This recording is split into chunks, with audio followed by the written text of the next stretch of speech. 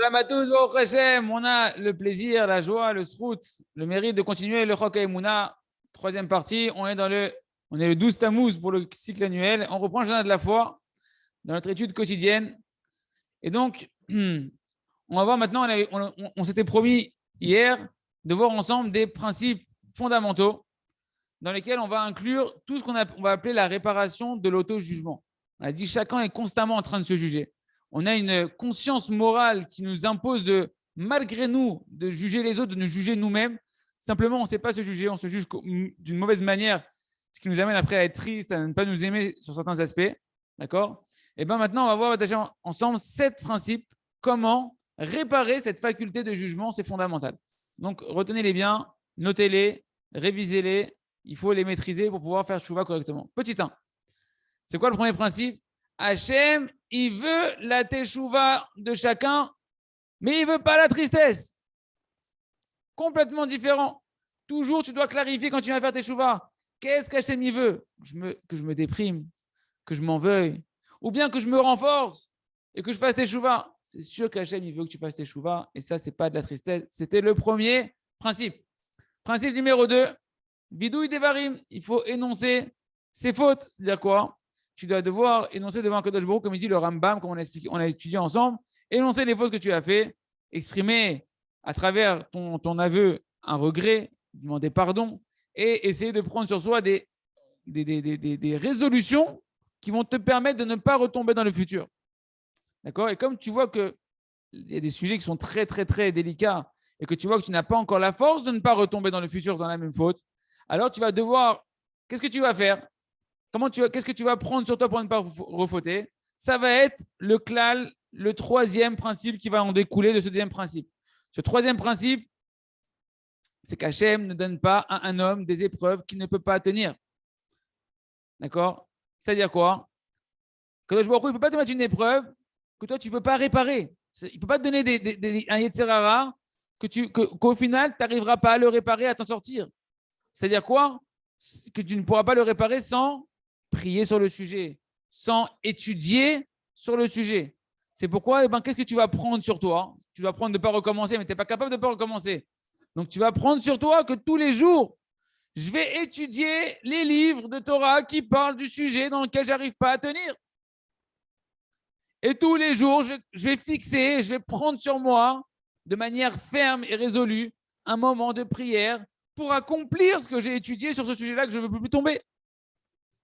Ça, c'est la troisième principe général qui change toute la donne, les amis, parce que les gens, ils se découragent parce qu'ils disent, moi, j'en ai marre de venir devant la chaîne, je ne vais pas recommencer, je fais que recommencer, j'en ai marre, je mens à tout le monde. Non, c'est vrai que tu t'es menti, tu ne connais pas ton niveau, tu dois apprendre ton niveau. Ton niveau, c'est que tu n'es pas capable de ne pas retomber sans l'aide d'Hachem. C'est quoi l'aide d'Hachem? Je vais prier et étudier, je prends ça sur moi de manière ferme et résolue. Et ça s'appelle une Kabbalah Léatit, ça s'appelle une résolution sur le futur. Ça nous amène donc au quatrième principe, qui va être un développement de ce qu'on vient de voir. Quatrième principe, c'est l'étude. Chaque jour, je vais donc me fixer un temps d'étude sur le sujet que je dois réparer. Je vais prendre des livres, je vais écouter des cours audio, d'accord, etc. Mais pas n'importe quel cours de religion en général. Non, focaliser sur le sujet. Le sujet, la colère, les yeux, la chanara, la signout, ce que tu veux. Et lorsque tu vas étudier ce sujet-là, il faut le revoir. Je ne cherche pas que des nouveaux cours. Un cours qui t'a marqué et qui a des idées qui sont claires là-bas, réécoute-le. Un livre, un passage, réétudie-le. Et tu vas devoir le compartimenter, cette étude-là. Tu vas devoir la résumer en des points clairs, organisés. Chaque point en lui-même qui soit clair devant tes yeux. Comme il a fait Rabbi Nachman dans Sefer Hamidot, qu'est-ce que je perds avec cette avéra-là, avec cette faute-là, avec ce mauvais trait de caractère, avec ce mauvais désir? Et en regard de ça, je dois marquer à côté, qu'est-ce que je gagne? Qu'est-ce que je gagne si jamais je quitte ce mauvais désir? Quel bonheur! Et faire un résumé ensuite des conseils pratiques qui sont marqués dans les Sfarim Akdoshim, dans les livres saints, comment sortir de cette impasse dans laquelle je suis. Et donc, c'est bien d'avoir pour ça un petit livre, un petit livret, et d'écrire les choses de manière très claire. Ça, de principe général, on doit comprendre que c'est un travail approfondi qu'on te demande. Sur le sujet, de manière focalisée, le sujet sur lequel tu ne veux plus tomber, tu dois devenir un expert de ce sujet-là par rapport à ce qui est marqué dans la Torah et dans les Sfarim Akdoshim, dans les livres saints qui concernent ce sujet-là. Cinquième point, on avait dit que c'est l'étude. Et là, Prière, la prise de résolution. Donc, 5e point, ça va être la prière. Savoir que par la prière, tu peux tout. Et donc, tu vas devoir te fixer de manière mamache. Tu dois être résolu et verrouillé que tous les jours, je vais fixer un temps de prière, par exemple, une demi-heure tous les jours sur ce sujet-là. Et en ayant une foi totale que par la multiplication de mes prières, je pourrai tout réparer. Je pourrai surmonter tous les mauvais penchants. Et bien sûr, dans cette prière-là, il va falloir détailler, prier sur chaque petit détail de ce que j'ai étudié dans mon étude quotidienne. Donc ça va ensemble. J'ai mon étude quotidienne et j'ai ma prière qui vient remettre dans la prière ce que j'ai étudié, de pouvoir mériter d'accomplir ce que j'ai étudié. Et donc, j'ai utilisé tout le sujet que j'ai emmagasiné, tous les éléments que j'ai étudiés dans les livres. Je vais les utiliser pour que ma prière, elle soit un match rempli de profondeur et de finesse. Et on doit savoir à l'avance. Ne te mens pas à la face. Ça ne va pas durer 3 jours, une semaine, ni un mois. Ça dépend quel sujet tu veux apprendre. Ne cherche pas à avoir des résultats immédiats. C'est un travail de longue haleine. Et c'est seulement quand tu auras... Parce que si jamais tu crois que tu vas avoir des résultats immédiats, dès que tu vas commencer un peu à multiplier les prières, alors tu vas croire que Hachem, il te doit la réussite, il te doit de te donner, il te doit de sortir ton Yetzirah. Et ça, c'est vraiment une catastrophe de penser comme ça. C'est une erreur dans laquelle tous on tombe, mais il faut faire attention. Et ça nous amène au 6e principe du jugement. Lo magia li klum, lo magia li klum, Hachem itbarach, lo chayav li klum. Hachem, il ne me doit rien. Hachem, tu dois avoir de manière claire, nette. Hachem, il ne te doit rien. Hachem, il t'est pas redevable de rien du tout. Depuis ta première prière jusqu'à la dernière prière, tu dois demander que la miséricorde, des bontés gratuites d'Akadosh Baruch Hu, des cadeaux gratuits d'Hachem seulement. Et comme ça, et seulement si jamais tu pries avec cet esprit-là, alors tu ne vas pas précipiter l'heure de ta réussite. Tu ne vas pas t'impatienter. Tu ne vas pas te décourager de la prière. Et tu pourras allonger tes prières autant qu'il est nécessaire, même si ça doit prendre un long moment. Et ainsi, tu pourras arriver à tout réparer. Ça nous amène ensuite au 7e principe, les amis. Dernier principe de l'auto-jugement, c'est le remerciement, les louanges à Kadosh Baruch Hu, pour qu'une personne elle puisse être endurant et multiplier les prières. Il faut tous les jours avoir un temps consacré à remercier sur le fait même que tu mérites d'étudier le sujet en question et de prier sur ce sujet en question. Grâce à ton Yetzirah, tu étudies de manière sérieuse. Grâce à ton Yetzirah, tu pries à Hachem tous les jours. Ezetov Hachem, te donne Hachem. Et en plus de ça, tu dois méditer et prendre conscience de chaque point, ne serait-ce que la plus petite évolution que tu as fait. Tu as progressé aujourd'hui, tu es tenu un peu plus, tu t'es un peu moins mis en colère, tu as un peu plus tenu tes yeux, te donne Hachem. Ezetov Hachem, être conscient de l'aide d'Hachem, même si tu la vois, des petites évolutions, tu dois remercier Kadosh Baruch Hu parce que ça va te donner, non seulement c'est de la reconnaissance de base, mais en plus ça va te renforcer, d'avoir de l'estime de toi, de l'estime de ton travail. Et donc toi, tu dois remercier Kadosh Baruch Hu, même sur le fait que jusqu'à présent, tu es encore éloigné, que tu as l'impression que tu n'as pas encore suffisamment progressé, parce que même ce retard d'évolution, ce temps de latence que tu as à grandir, c'est pour ton bien. Que tu sois encore éloigné, c'est pour ton bien. Parce que pour l'instant, Kadosh Baruch Hu, il voit, il sait que c'est la situation la meilleure pour toi en fonction des réceptacles, de ce que tu es prêt à recevoir d'Hachem. C'est le maximum que tu peux recevoir pour le moment. Donc, tu dois savoir qu'il n'y a pas de chose qui adoucit plus les rigueurs que le remerciement. Qu'un homme, il doit remercier Kadosh Baruch Hu. Et quand Kadosh Baruch Hu, il voit qu'un homme, il apprécie son travail, qu'il apprécie d'être un serviteur d'Hachem, que Kadosh Baruch Hu te donne l'opportunité de prier sur le sujet, que tu apprécies chaque chose où Hachem il te fait évoluer un petit peu, tu remercies Hachem et tu en fais des tonnes parce que tu te rends compte qu'Hachem il te répond. Et que en plus, tu es convaincu que ton éloignement jusqu'à présent, tu n'es pas en train de te rebeller avec Hachem, tu acceptes avec amour l'éloignement dans lequel tu étais jusqu'à présent, que c'était pour ton bien. À ce moment-là, Kadosh Baruch Hu, quand il voit tout ça, il donne la force à son fils de pouvoir continuer son travail. Concrètement, en réalité, le remerciement, ça va être l'expression qu'un homme, il a une foi totale dans la providence individuelle de Kadosh Baruch Hu, qui ressent que tout est un cadeau gratuit d'Akadosh Baruch Hu. Si tu ne remercies pas, ça montre que tu ne ressens pas vraiment ce qu'on vient de dire. Tu ne crois pas vraiment. C'est pourquoi ce point-là, les amis, ce 7e point des principes de l'auto-jugement, qui est le remerciement, c'est en réalité le dernier et c'est aussi le premier. C'est comme un cercle vertueux. D'accord ? Car BML, concrètement, lorsqu'un homme il se trouve déjà dans le travail d'Hachem, dans le service d'Hachem, Alors, il doit constamment, une fois que tu es habitué à servir Hachem, que tu fais de Bodedou, etc., toujours, tu dois commencer par le remerciement. Constamment. La première chose, c'est je remercie Akadosh Baruch Hu, c'est le béaba de la Emouna et de la vérité. Hachem, il est tov. Ces petits points, les amis, ils sont très courts. On les a vus en un petit show de quelques minutes. Mais je vous conseille vivement de les revoir dans le jardin de la foi, à travers champs et forêts. Ils sont également rapportés, de les écrire et de les prendre avec soi, sur soi dans une feuille quand on va faire Idbo des doutes pour s'habituer à sortir de la mauvaise analyse des choses, de la mauvaise autocritique et d'apprendre à être dans une bonne critique de soi-même. Yeratzon, Shenske, l'école Z. On continue avec le livre Le Jardin des louanges. Il n'y aurait pas pu y avoir encore mieux que ça, les amis. On va s'expliquer. Il faut savoir, il dit le Rav, en particulier lorsque on remercie Kadosh Baruch Hu sur ce qui ne va pas, hein, sur les galères. Les galères. Eh bien, c'est ça, les amis, qui va attirer la plus grande lumière infinie, le Or Ensof d'Akadosh Baruch Hu. C'est ça qui attire le plus de lumière, bien plus que les remerciements sur les choses normales. Okay, tu dis merci à Hachem qui fait beau aujourd'hui, c'est bien, c'est extraordinaire. Mais quand tu dis merci à Kadosh Baruch Hu quand il pleut aujourd'hui, etc., là, c'est un niveau de Emouna qui est encore plus grand. Parce qu'en réalité, les remerciements sur le mal, c'est véritablement l'expression de que tu es en train de casser ta nature, la nature humaine. On la connaît bien chez les Français, ils aiment bien se plaindre, ils aiment bien tout le temps les manifester, on n'est pas content, pas content. Ken, quand tu es dans le remerciement, dans quelque chose qui paraît mal, tu es en train de casser ta nature d'être humain, de ta condition humaine. C'est pourquoi chacun, il doit apprendre à remercier sur les difficultés, sur ses chutes, sur ses descentes, sur ses problèmes, sur les souffrances de son quotidien. Bien sûr qu'on ne les souhaite pas qu'elles viennent, mais quand elles sont là, tu dois apprendre à remercier sur la maladie, sur les manques matériels et spirituels, sur toute chose qui en réalité ne te satisfait pas a priori. Et remercier surtout, pas pour avoir des délivrances, parce que tu veux vivre la vérité. Tu veux vivre la vérité, chanter à Hachem, chanter à Kadosh Baruch Hu tout ce qui ne va pas, tout ce qui est difficile. Comment tu vas faire pour remercier sur de telles choses? Comment tu vas faire?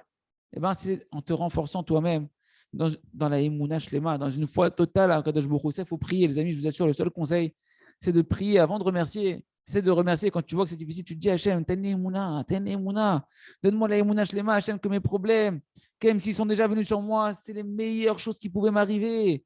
C'est le plus grand cadeau que tu pouvais me faire. C'est vrai que je n'ai pas les yeux, que je suis en pleine salle d'opération, mais tu es en train de me guérir. Je ne vois pas pour l'instant, je vois que le couteau, mais c'est en train de me guérir. Il ne pouvait pas y avoir de meilleures choses pour moi, Ribono Shel Olam. Parce que si Akadosh Baruch Hu, il aurait pu faire quelque chose d'autre, s'il aurait pu faire quelque chose de mieux pour toi, il l'aurait fait, Hachem. Ken? Parce qu'Akadosh Baruch Hu, il peut faire ce qu'il y a de mieux. Il ne fait que ce qu'il y a de mieux. Et si c'est ce qu'il a fait avec toi, c'est parce qu'il a vu Akadosh Baruch Hu de manière, sans aucun safek, sans aucun doute, que c'était ce qu'il y avait de mieux pour son fils, pour sa fille. Un homme, il doit savoir que Hachem, il t'a organisé la meilleure vie. Une vie qui est sur mesure pour toi. Et s'il t'a mis ce que toi t'appelles une galère, une maladie, des dettes, etc., problème de couple, des enfants, c'est le programme le plus sophistiqué, le plus précis qui soit pour qu'il t'arrive le meilleur qui peut t'arriver dans ta vie. Comme ça, un homme, il doit avoir foi. Tu dis, ouais, mais je ne comprends pas. Mais on ne te demande pas de comprendre, on te demande d'avoir foi en Hachem. D'avoir confiance dans la vérité d'Hachem. D'avoir une foi totale en Hachem et de remercier Akadosh Baruch Hu. Prends une demi-heure et remercie Akadosh Baruch Hu pendant une demi-heure sur ça. Et seulement après cette demi-heure-là, après que tu as fait une demi-heure d'émouna, de remerciement, de louange à Akadosh Baruch Hu, alors seulement après, tu peux demander à Akadosh Baruch Hu, Hachem, fais-moi comprendre qu'est-ce que tu veux que je change. Quelle erreur que j'ai fait qui fait que pour l'instant, le bien, il passe par un habit de mal. Qu'est-ce que je dois changer à l'intérieur de moi? Sur quoi je dois me repentir? Qu'est-ce que je dois prendre sur moi de changer? Mais seulement une fois que tu as accepté véritablement avec Emouna ce que tu vis, que c'est pour amour pour toi. Car en réalité, les amis, il faut être clair. Il n'y a pas de souffrance dans ce monde-là. Il n'y a aucun mal dans ce monde. Il n'y a que du bien. C'est quoi en réalité le seul mal qu'il y a dans ce monde? C'est qu'on n'a pas d'Emouna. On n'a pas assez d'Emouna. On n'a pas assez de foi. Mais un homme qui a de la Emouna, alors toutes les galères, tous les problèmes, tout il le voit bien. Toute cette notion qu'on appelle le mal, le rat, c'est que parce qu'un homme, il ne veut pas, il n'est pas prêt à s'annuler à Kadosh Baruch Hu. Il veut qu'Hachem, il s'annule à lui. Hachem, fais ce que je veux, il y en a marre un peu, j'en ai marre de cette vie. Mais Chila, Chadé Shalom de parler comme ça. Je grossis ce qu'on ne se rend pas compte de ce qui se passe dans notre tête. Quand Akadosh Baruch Hu, Ken, tu n'es pas content qu'Hachem, il ne s'annule pas à toi. Alors tu sens que ta vie, elle n'est pas bien. Moi, je voyais les choses autrement, Hachem.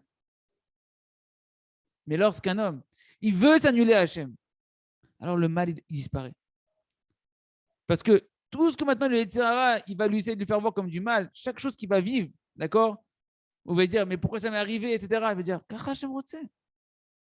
Comme ça, Kadosh Baruch Hu, il veut. Hachem, il veut, à travers cette galère-là, me donner un chemin, une orientation, une indication.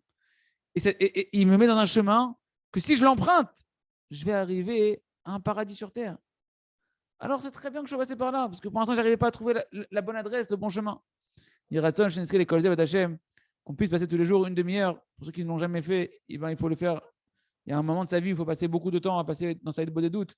Une demi-heure à remercier Akadosh Baruch Hu sur le mal, prendre un sujet, demander la Emouna dessus, demander la Emouna à Akadosh Baruch Hu. Chacun qui veut avoir une délivrance et qui veut véritablement construire sa Emouna, qui fasse ça, Hachem, et il verra comment sa vie va changer du tout au tout. On continue avec le livre à travers champs et forêts, Hachem, pour qu'on puisse faire, nous, nos enfants, les descendants, tout l'homme Israël, et même les Goïm, une heure de Bodé doute tous les jours. Ken, rappelez-vous qu'on a cette question extraordinaire sur Korah, sur la Torah. Quoi, la Torah, elle impurifie. La Torah, ce n'est pas qu'une potion de vie. On peut être un roi HaKodesh comme Korah et être un Racha Gamou contre Moshe Rabbeinu. Donc, on a étudié cette fameuse Sugiya, cet passage de la Gemara, cette controverse entre Beth Shammai et Beth Hillel, que pendant 2 ans et demi, ils sont restés à savoir ce qu'il valait mieux que l'homme il soit créé ou pas. Qu'ils ont dit non, il vaut mieux que l'homme ne soit pas créé. Maintenant qu'il est créé, qu'il fasse quoi? Il dit des doutes. Qu'il fasse teshuva tous les jours. Sinon, il ne valait même pas qu'il soit créé. Alors maintenant, on peut continuer. On peut avancer. Et on peut commencer à décrypter l'épisode de la paracha de la Torah de Korah. Comment Korah, un tel homme, un tel tzaddik a priori, une telle grandeur d'homme, comment il a pu trébucher, dégringoler autant malgré toute sa Torah? Et on va pouvoir comprendre également la loi incompréhensible de toute la Torah qui apparaît à travers la loi incompréhensible de la vache rousse. Comment la Torah peut-elle impurifier ceux qui sont purs et elle peut purifier ceux qui sont impurs? Parce qu'en réalité, ces deux parachutes, elles sont liées l'une à l'autre. On va d'abord étudier ce qui est ramené dans le Sefer Lekartov. Tous entendu parler du Sefer Lekartov. Quand on voulait faire des drachos de Torah, on prenait le Sefer Lekartov. D'accord? Qui explique là-bas c'est quoi la différence qu'il y avait entre Aaron, à Cohen et Korah. Pourquoi Aaron, il n'est pas fini comme Korah? Et ça va répondre à toutes les questions. Voilà ce que le Lekartov nous dit. Aaron à Cohen, tous les jours, il faisait Cheshbon HaNefesh. Tous les jours, il était en train de palper ses bonnes actions, voir est-ce que je les fais bien, est-ce que ma Torah, mes mitzvot, mes tfilot, je les fais avec cœur.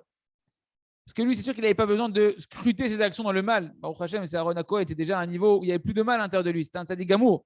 Mais oui, même un tzaddik gamour, il doit constamment s'introspecter sur les bonnes actions qu'il fait, voir est-ce qu'il les fait bien, etc., avec quel cœur il les fait, quelle ferveur, quelle pureté de cœur, quelle intention. Parce que chacun être humain, même le plus tzaddik, il a à son niveau, dans son service divin, une nécessité de palper ses bonnes actions. Savoir en fonction de son niveau, est-ce que la qualité de ses mitzvot, elle est correcte par rapport à Kadosh Baruch Hu. Et chaque tzaddik, le plus grand qu'il soit, il fait ce travail-là. Et quand il fait ce travail-là, il sent, par rapport à la dimension infinie d'Hachem, qu'il est loin de la perfection. Parce que je ne pourrais jamais servir Hachem parfaitement, tellement Hachem il est grand. Et plus une personne est grandie en Torah et en perception d'Hachem, plus elle se rend compte qu'elle est loin de la perfection du service divin. Et donc, un tzaddik qui se sent de plus en plus petit, il se sent de plus en plus méprisable, entre guillemets, il sent sa petitesse. Comme c'est connu que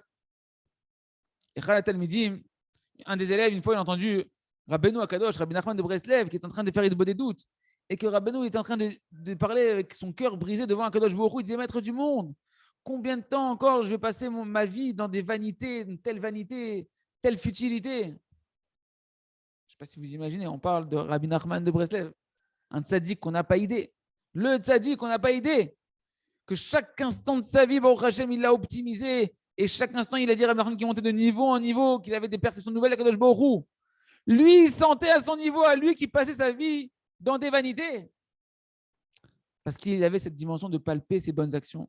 Et il voyait comment il était encore loin du but en fonction de son niveau à lui. Pour nous, c'est le top. Mais pour lui, qui voit les niveaux infinis d'Hachem, pour lui, c'est encore imparfait. Parce que Kadosh Baruch Hu, il est infini. Et donc, ça nécessite pour nous un raffinement de nous-mêmes infini, d'améliorer chaque action, chaque mitzvah. C'est pourquoi, lorsque le tzaddik il est en train de palper ses bonnes actions, il voit combien il est encore loin de la perfection et il se sent combien il est petit, combien il est défectueux encore à son niveau. Également, on a vu à propos de Maran Yosef Karo, le Baal Shulchan Aruch Alav Shalom, qu'il avait le Maguid, l'ange qui venait, qui lui enseignait et qui lui faisait des réprimandes. Et tout celui qui lit là-bas, dans le Maguid Mesharim, ce livre justement où on voit ces échanges avec le Malach qui venait pour Rabbi Yosef Karo, il est étonné. Il dit comment il peut le mépriser autant? Comment il peut le rabaisser autant?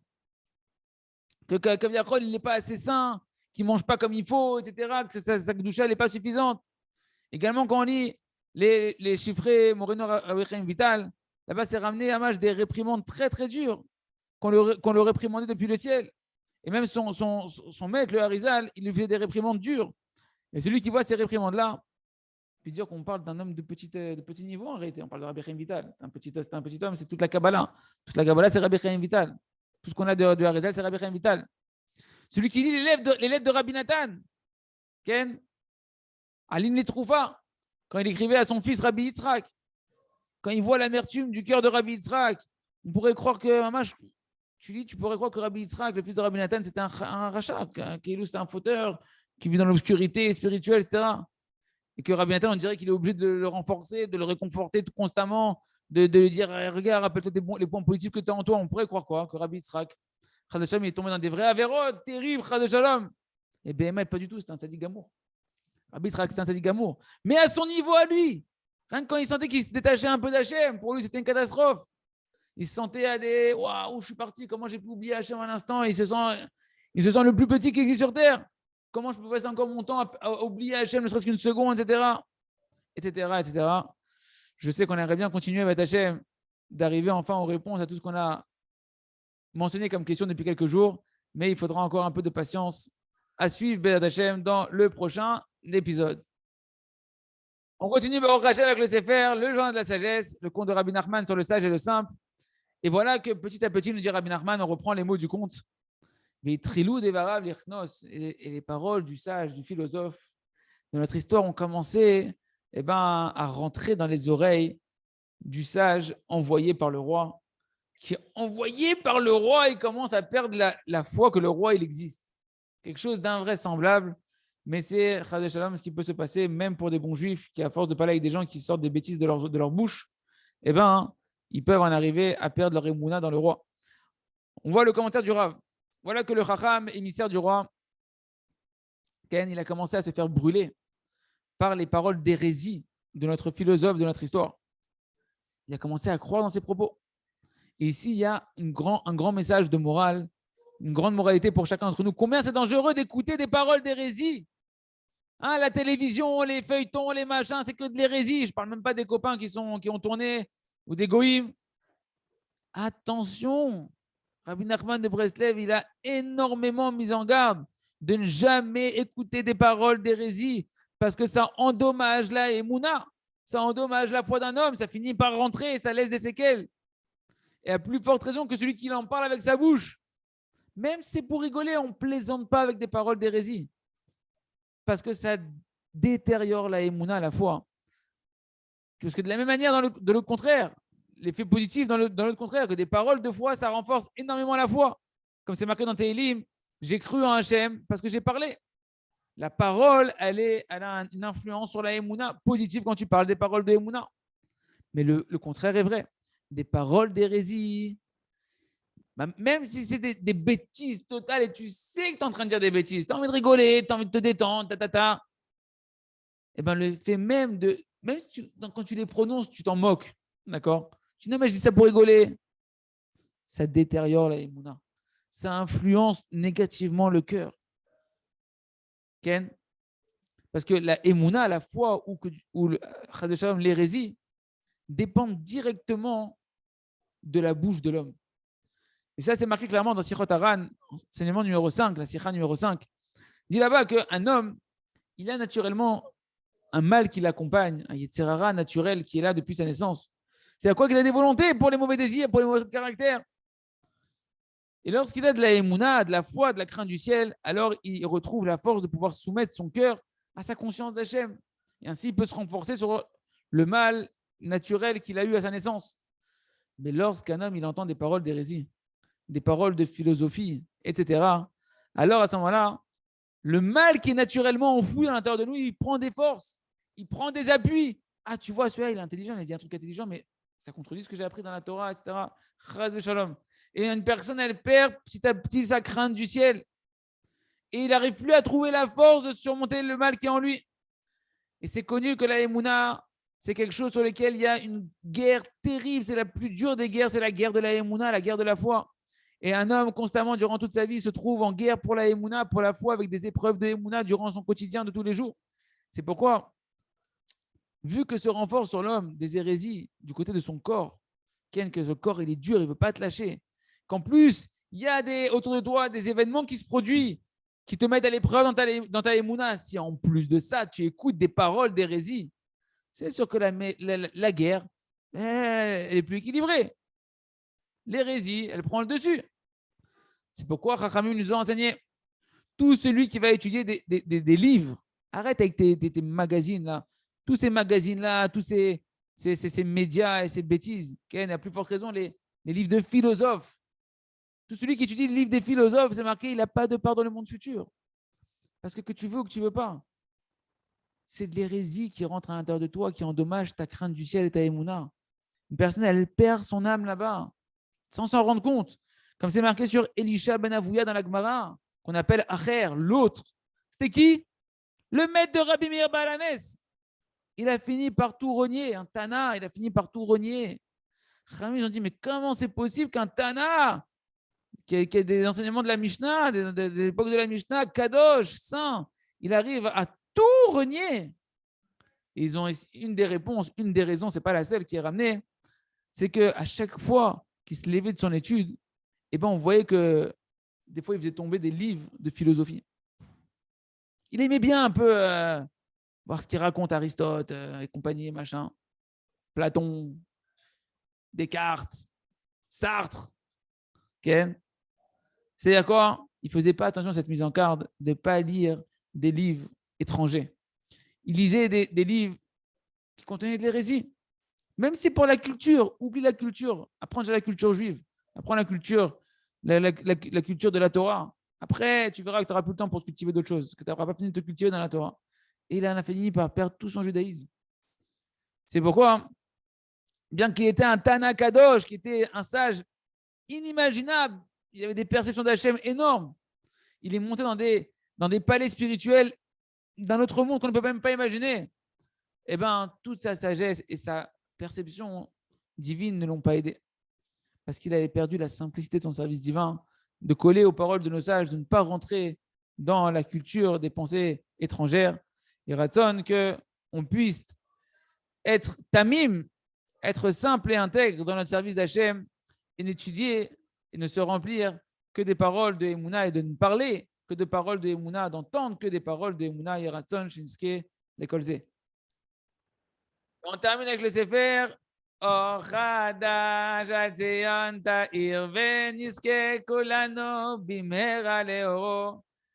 on va voir ensemble encore quelques conseils et quelques renforcements sur la prière. Vu qu'on a pu voir ensemble des conseils pratiques sur la prière, alors on va amener encore quelques conseils pour prier avec concentration. Il y a un fondement, une base de la prière, c'est qu'un homme il doit penser aux mots avant de les prononcer. Parce que si jamais tu dis des mots sans avoir mis l'intention dedans, alors c'est des mots sans cœur, c'est des mots sans intention. Et Rabbi Nachman de Breslev, dans l'Écoutez Moharan, l'enseignement numéro 76, il dit ce qu'on est en train de dire de manière très claire. Il dit celui qui prête attention à ces paroles extraordinaires, alors toute sa prière, elle va changer. Toute son approche de la prière, elle va changer. Voilà les paroles de Rabbi Nachman. Il dit, il y en a un que son cerveau, il est pur et qui peut prier et qui peut étudier sans devoir se casser la tête. C'est fluide. Ça coule. Il faut être kadosh, les amis. C'est-à-dire qu'il faut avoir l'esprit vraiment, vraiment rempli que de Torah et d'humilité. Je fais une parenthèse. Il dit, mais il y en a un autre. qu'il a besoin, et c'est nous tous, d'abord de penser avant de parler. Et si jamais il parle avant d'avoir pensé ce qu'il va dire, sa parole est dépourvue de sa pensée. En réalité, cette petite phrase de deux lignes et demie, qui est très très courte, et bien en réalité sur ça, hein, celui qui veut réussir à mériter à faire une tfila bekavana, et ben il peut trouver beaucoup de renforcement. Parce qu'en réalité, c'est quelque chose de simple et d'évident, que c'est très peu, on peut compter sur les doigts d'une main, celui qui a un cerveau qui est pur, celui qui a un cerveau qui est fluide. D'accord? Nous, on est obligé, si tu veux prier avec concentration vraiment et mettre du cœur dans chaque mot, alors tu es obligé de penser à chaque mot avant de le prononcer. C'est notre niveau à nous. De toutes les manières, c'est clair que celui qui lit rapidement, celui-là, il n'a même pas le temps de commencer à investir, de mettre une pensée dans quoi que ce soit. Et c'est évident que cette fila, c'est même pas une fila. C'est juste, on met sur la haut, après à chaque arrêt, on met un petit V. Mais est-ce qu'il a prié? Est-ce que ça s'appelle une vraie prière? Là, pas shoot. Parce qu'une vraie prière, elle demande un investissement. Elle demande de mettre son cœur. C'est pourquoi il dit Rabbi Nachman qu'on doit prier dans l'écouter Moharan, enseignement numéro 9. Il dit on doit prier de toutes ses forces. Qu'est-ce que c'est toutes tes forces? Imagine toutes tes forces. C'est pas genre. C'est toutes tes forces. Tu dois être dans la prière de toutes tes forces, tout ton cœur, toute ton âme. Tu dois tout mettre à l'intérieur de ta prière. Comme on a vu au-dessus. Et c'est ça le sens du verset qui est ramené à chaque fois pour la prière, ou le Ovdo, qu'on dit dans le schéma, deux fois, 3 fois par jour, 4 fois par jour. On dit quoi? Vous servirez à Hachem de tout votre cœur, de toute votre âme. On parle de la prière. De tout votre cœur, de toute votre âme. C'est ça l'essentiel de l'effort qu'on doit mettre dans la force de la prière, c'est d'y mettre sa pensée. Comme il dit le Nefesh HaChaim, Rabbi Chaim Volojin, l'élève du Gaon de Vilna, dans le Sha'ar Bet, Perek Yud Bet du Nefesh HaChaim, il y a toute une partie sur la prière. Et là-bas, il nous dit les mots suivants. Car le travail de la prière, le service de la prière, vient aujourd'hui remplacer le service des sacrifices que l'on faisait au Beth Amikdash. Qui c'est qui faisait les sacrifices? C'était les Kohanim. Or, les Kohanim, eh ben, la pureté du sacrifice, le fait que le sacrifice soit cachère, qu'il soit apte, qu'il soit validé, ça dépendait de la pensée, de la pureté de la pensée du Kohen.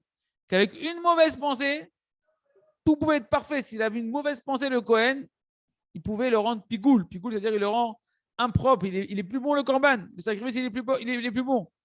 Et avec une pensée de Gdusha, une bonne pensée sainte, alors le korban, oui, le sacrifice, il pouvait monter pour un plaisir à Kadosh Baruch Hu. De quoi ça dépend? Donc, du coup, une Nefesh HaChaim, la prière, la pensée. Et c'est ça que nous dit Rabbi Nachman dans l'écouter Moharan, enseignement 73, qu'il faut attacher la pensée à la parole avec un lien verrouillé très, très, très fort. Car à ce moment-là, la prière, elle est dite avec la volonté, avec l'âme, avec de la vitalité. Et lorsque la prière, elle est remplie de vitalité, alors, eh ben, la prière, elle va te vitaliser. Tu vas sentir, waouh, tu vas ressortir de la prière, on dirait que tu as pris un bol de vitamines. Qu'est-ce qui s'est passé? J'ai prié. Ah, tu as prié? Pourquoi ça ne fait pas ça? Tu as prié, toi. Tu as prononcé des mots. Comme c'est marqué dans l'écouter moral, l'enseignement 9, qui nous dit à bien que l'essentiel de la vitalité d'un homme, tu dis, ouais, moi j'ai besoin de me sentir vivant, j'ai besoin de sentir, je mords la vie à plein de dents. Bah, faites une prière, prie, mange la vie, mange Hachem, goûte à Hachem, connecte-toi à Kadosh Baruch Hu, connecte-toi à la source de la vie. Et tu vas voir que tu vas sortir de la prière revitalisée. La tfila, il dit Rabbi Nachman, elle renouvelle l'homme, elle lui renouvelle ses forces, elle renouvelle ta émouna, ta foi. Et c'est sûr que la kavane dans la tfila correcte, c'est pas simplement de lire, c'est pas lire les mots. Parce que ça, c'est une tfila où il n'y a pas de vitalité, tu ne mets pas de vitalité. Donc, cette prière ne t'étonne pas que tu ne vois pas des résultats dans ta prière. Et ne t'étonne pas que tu ne sors pas sorti de la prière revitalisé. Comme c'est marqué dans Etzot Mevo Harot, qui est un des livres des Talmidim de Rabbi Nathan, qui est venu après l'écouter Etzot, donner des conseils sur le chapitre de la tfila, enseignement numéro 15. Il nous dit l'essentiel de la vitalité, où est-ce qu'on la reçoit? De la prière. C'est-à-dire quoi? Comment tu fais pour recevoir de la vitalité de la prière? Concrètement, il dit lorsque tu mérites d'entendre et de te concentrer correctement sur les mots que tu es en train de prononcer avec ta bouche. Ken, peu importe quelle prière, il nous dit que ce soit les Teilim, que ce soit l'écouter de Philote, peu importe la prière, tu as beau des doutes, il faut que tu prêtes attention à bien prendre conscience des mots que tu es en train de prononcer. Et à ce moment-là, tu vas ressentir une vitalité extraordinaire que tu ne pourras ressentir nulle part ailleurs. Aucune bonne action ne pourra te faire ressentir la vitalité qu'une personne reçoit dans la tfila quand il fait la tfila bekavana. Parce que comme il a dit Rabbi Nachman, le ikar hachayut, l'essentiel de la vitalité, on la reçoit de la prière. C'est l'attachement même à Hachem, à la source de la vie. Il est raison qu'on puisse être tous remplis de vitalité, Bat Hachem, en mettant tout notre cœur dans la prière. Je n'ai qu'à l'école Chazak ve Nitrazek.